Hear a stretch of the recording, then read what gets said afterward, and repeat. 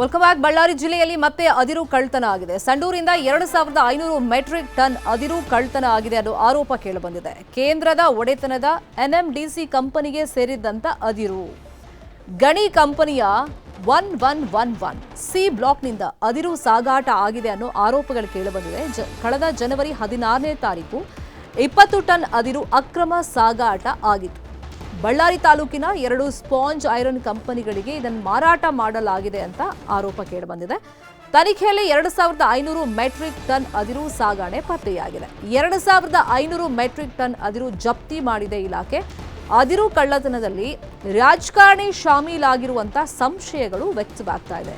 ತನಿಖೆ ಸಂದರ್ಭದಲ್ಲಿ 2500 metric ton ಅದಿರು ಸಾಗಣೆ ಮಾಡಿರೋದು ಪತ್ತೆಯಾಗಿದೆ. ಅದಿರು ಕಳ್ಳತನದ ಬಗ್ಗೆ ಎಫ್ಐಆರ್ ಕೂಡ ದಾಖಲಾಗಿದೆ. ಅದನ್ನೀಗ ಜಪ್ತಿ ಕೂಡ ಮಾಡಲಾಗಿದೆ. ಇದರ ಹಿಂದೆ ಒಬ್ಬ ಪ್ರಭಾವಿ ರಾಜಕಾರಣಿಯ ಕೈವಾಡ ಇದೆ ಅಂತಲೂ ಕೂಡ ಆರೋಪಗಳು ಕೇಳಿಬಂದಿದೆ. ಇದೇ ವಿಷಯವಾಗಿ ಇನ್ನಷ್ಟು ಡೀಟೇಲ್ ಆಗಿ ಇನ್ಫಾರ್ಮೇಶನ್ ಕೊಡ್ತಾ ಹೋಗೋದಕ್ಕೆ ಫೋನ್ ಸಂಪರ್ಕದಲ್ಲಿ ಕನೆಕ್ಟ್ ಆಗಿದ್ದಾರೆ ನಮ್ಮ ರಿಪೋರ್ಟರ್ ಬಸವರಾಜು. ಅದ್ರ ಕಳ್ಳತನ ಹೆಂಗಾಯಿತು ಮತ್ತೀಗ ರಾಜಕಾರಣಿ ಹೆಸರು ಕೂಡ ಇದಕ್ಕೆ ತಳಕು ಹಾಕೊಳ್ತಾ ಇದೆ. ಸೊ ಅಧಿಕಾರಿಗಳು ಯಾವ ತರ ಜಪ್ತಿ ಮಾಡ್ಕೊಂಡ್ರು ಇದನ್ನ?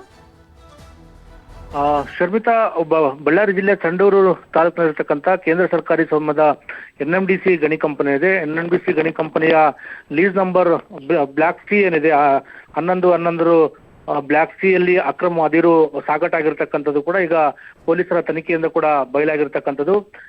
ಕಳೆದ ತಿಂಗಳು ಜನವರಿ 16ರಂದು ಎನ್ಎಂಡಿಸಿ ಗಣಿ ಕಂಪನಿಗೆ ಸೇರಿರ್ತಕ್ಕಂಥ ಲೀಸ್ ಗಣಿ ಗುತ್ತಿಗೆ ಪ್ರದೇಶದಿಂದ ಒಂದು ಅಕ್ರಮವಾಗಿ ಅದಿರು ಸಾಗಾಟ ಮಾಡ್ತಕ್ಕಂಥ ಲಾರಿಯನ್ನು ಕೂಡ ಪೊಲೀಸರು ಪರಿಶೀಲನೆ ಮಾಡಿರ್ತಕ್ಕಂಥ ಸಂದರ್ಭದಲ್ಲಿ 20 ಮೆಟ್ರಿಕ್ ಟನ್ ಅದಿರು ಅಕ್ರಮವಾಗಿ ಸಾಗಾಟ ಮಾಡಿರ್ತಕ್ಕಂಥದ್ದು ಕೂಡ ಅಲ್ಲಿ ಗೊತ್ತಾಗುತ್ತೆ. ಯಾವುದೇ ಪರ್ಮಿಟ್ ಇಲ್ಲಾರದೆ ಅದಿರನ್ನ ಸಾಗಾಟ ಮಾಡಿರ್ತಕ್ಕಂಥದ್ದು ಬೆಳಕಿಗೆ ಬಂದ ನಂತರ ಪೊಲೀಸರು ಕೂಡ ಈ ಬಗ್ಗೆ ಎಫ್ಐಆರ್ ಅನ್ನ ದಾಖಲು ಮಾಡಿ ಲಾರಿ ಚಾಲಕರನ್ನ ವಿಚಾರಣೆ ಮಾಡಿದಾಗ ಈತ ಅಂದ್ರೆ ಈ ಕೇಂದ್ರ ಸರ್ಕಾರಿ ಸ್ವಾಮ್ಯದ ಎನ್ಎಂಡಿಸಿ ಗಣಿ ಕಂಪನಿಯಿಂದ ಬಳ್ಳಾರಿ ತಾಲೂಕಿನ 2 ಸ್ಪಾಂಜ್ ಐರನ್ ಘಟಕಗಳಿಗೆ ಕೂಡ ಅದಿರು ಸಾಗಿಸ್ತಾ ಇರ್ತಕ್ಕಂಥದ್ದು ಕೂಡ ಗೊತ್ತಾಗಿರ್ತಕ್ಕಂಥದ್ದು. ಇದ್ರ ಬಗ್ಗೆ ಪೊಲೀಸರು ಕೆಲವರನ್ನ ವಿಚಾರಣೆಗೊಳಪಡಿಸಿದಾಗ ಗೊತ್ತಾಗಿರ್ತಕ್ಕಂಥದ್ದು 2 ಸ್ಪಾಂಜ್ ಐರನ್ ಗಣಿ ಒಂದು ಕಂಪನಿಯಲ್ಲಿ ಕೂಡ ಈಗಾಗಲೇ 2500 ಮೆಟ್ರಿಕ್ ಟನ್ನಕ್ಕೂ ಹೆಚ್ಚು ಅದಿರನ್ನು ಕೂಡ ಜಪ್ತಿಯನ್ನು ಕೂಡ ಮಾಡ್ಕೊಂಡಿರ್ತಕ್ಕಂಥದ್ದು. ಗಣಿ ಮತ್ತು ಭೂವಿಜ್ಞಾನ ಅಧಿಕಾರಿಗಳು ಮತ್ತು ಪೊಲೀಸರು ಕೂಡ ಜಂಟಿಯಾಗಿ ತನಿಖೆಯನ್ನು ಕೂಡ ಮಾಡ್ತಾ ಇರ್ತಕ್ಕಂಥದ್ದು. ಯಾಕೆಂತಂದ್ರೆ ಈಗಾಗಲೇ ಅಕ್ರಮ ಅದಿರು ಅಂತಕ್ಕಂಥದ್ದು ಹಿಂದೆ ನಡೆದಿರ್ತಕ್ಕಂಥದ್ದು ಎಲ್ರಿಗೂ ಗೊತ್ತಿರ್ತಕ್ಕಂಥ ವಿಚಾರ. ಆದ್ರೆ ಈಗ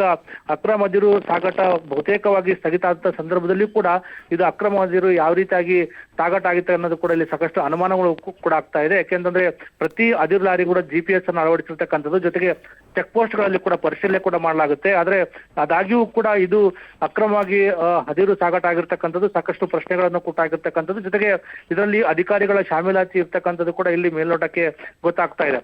ಮತ್ತೊಂದು ಕಡೆ ಈಗಾಗಲೇ ಸ್ಪಾಂಜ್ ಐರನ್ ಕಂಪನಿಗಳಲ್ಲಿ ಕೂಡ ಏನು ಅಕ್ರಮವಾಗಿ ಅದಿರು ಸಾಗಾಟ ಆಗಿರ್ತಕ್ಕಂಥದನ್ನ ಅಧಿಕಾರಿಗಳು ಜಪ್ತಿ ಮಾಡಿದರೆ ಅದನ್ನ ಕೂಡ ಪರಿಶೀಲನೆ ಮಾಡ್ತಾ ಇದ್ದಾರೆ. ಜೊತೆಗೆ ಇದು ಕೇವಲ 2 ಸ್ಪಾಂಜ್ ಐರನ್ ಘಟಕಗಳಿಗೆ ಮಾತ್ರ ಇದು ಹೋಗ್ತಾ ಇರ್ತಕ್ಕಂಥದ್ದು. ಬೇರೆ ಸ್ಪಾಂಜ್ ಐರನ್ ಕೂಡ ಇದೇ ರೀತಿಯಾಗಿ ಅಕ್ರಮ ಅದಿರು ಏನಾದರೂ ಸಾಗಾಟ ಆಗಿದೆ ಸಂಬಂಧಪಟ್ಟಂಗೆ ಪೊಲೀಸರು ಕೂಡ ತನಿಖೆಯನ್ನು ಕೂಡ ಮಾಡ್ತಾ ಇದ್ದಾರೆ. ಮತ್ತೊಂದು ಕಡೆ ಕೆಲವು ಇದರ ಹಿಂದೆ ಪ್ರಭಾವಿ ರಾಜಕಾರಣಿಗಳ ಕೈವಾಡ ಇದೆ ಅನ್ನೋದು ಕೂಡ ಈಗ ಪೊಲೀಸರ ಪ್ರಾಥಮಿಕ ತನಿಖೆಯಿಂದ ಕೂಡ ಗೊತ್ತಾಗಿರ್ತಕ್ಕಂಥದ್ದು. ಇದು ತನಿಖೆ ಕೂಡ ಸಾಕಷ್ಟು ಮಹತ್ವವನ್ನು ಕೂಡ ಪಡ್ಕೊಂಡಿರ್ತಕ್ಕಂಥ, ಯಾಕಂದ್ರೆ ಇದು ಬೇರೆ ಖಾಸಗಿ ಗಣಿ ಕಂಪನಿಯಿಂದ ಇದು ಅದಿರು ಸಾಗಾಟ ಆಗಿರ್ತಕ್ಕಂಥದ್ದಲ್ಲ. ಇದು ಕೇಂದ್ರ ಸರ್ಕಾರಿ ಸ್ವಾಮ್ಯದ ಗಣಿ ಕಂಪನಿಯಿಂದಲೇ ಈ ರೀತಿಯಾಗಿ ಅಕ್ರಮ ಅದಿರು ಸಾಗಾಟ ಆಗಿರ್ತಕ್ಕಂಥದ್ದು ಕೂಡ ಸಾಕಷ್ಟು ಅನುಮಾನಗಳಿಗೆ ಎಡೆ ಮಾಡಿಕೊಟ್ಟಿರ್ತಕ್ಕಂಥದ್ದು. ಜೊತೆಗೆ ಇದು ಮಾತ್ರನ ಎಷ್ಟು ವರ್ಷಗಳಿಂದ ಕೂಡ ಇದು ಅದಿರು ಇದೇ ರೀತಿಯಾಗಿ ಅಕ್ರಮವಾಗಿ ಅದಿರು ಸಾಗಾಟ ಆಗ್ತಾ ಇದೆ ಅನ್ನೋದು ಸಂಬಂಧಪಟ್ಟಂಗೆ ಕೂಡ ಪೊಲೀಸರು ಈಗ ತನಿಖೆಯನ್ನು ಮಾಡ್ತಾ ಇದ್ದಾರೆ. ಶರ್ಮಿತಾ, ಥ್ಯಾಂಕ್ ಯು ಬಸವರಾಜು ಈ ಕ್ಷಣದ ಮಾಹಿತಿಯನ್ನು ಕೊಟ್ಟಿದ್ದಕ್ಕೆ.